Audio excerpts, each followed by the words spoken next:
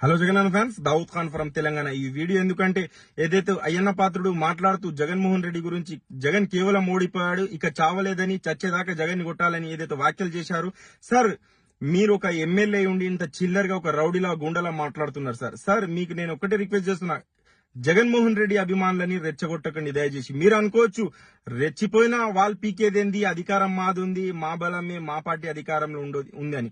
కానీ సార్ మీరు ఒకటి మర్చిపోతున్నారు, తెలంగాణలో ఈ దావుద్ ఖాన్ లాంటి కొన్ని లక్షలాది మంది జగన్మోహన్ రెడ్డి గురించి సావడానికి సిద్ధంగా ఉన్న కొన్ని లక్షలాది మంది అభిమానులు ఉన్నారు సార్. దయచేసి జగన్ ని సంపుతాం, నరుకుతాం అంటే మేమేం గార్జులేసుకొని కూర్చోలేదు.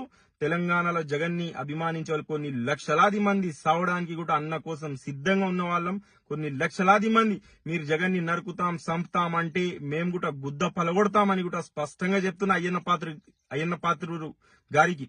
నా తెలుగంత బాగుండేది, దయచేసి క్షమించాలి.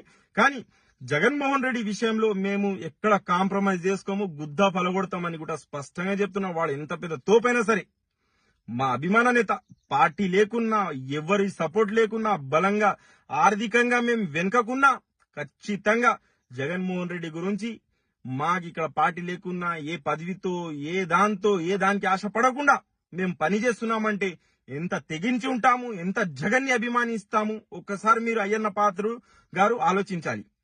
ఈ వీడియో జగన్మోహన్ రెడ్డి దాకా షేర్ అయ్యేదాకా మీరు దయచేసి షేర్ చేయాలి. ఎందుకంటే జగన్ అన్న అనుకోవచ్చు నాకు అభిమానించే వాళ్ళు మోసం చేశారు, కానీ అన్న నీ అభిమానం ఎప్పుడు నీతోనే ఉంటది.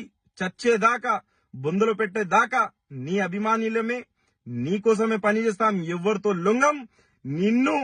ఎవరైనా నిన్ను నరుకుతాం, పొడుస్తాం, సందామంటే ఆ కొడుకుల గుద్ద పొలగొడతామని కూడా స్పష్టంగా చెప్తున్నా.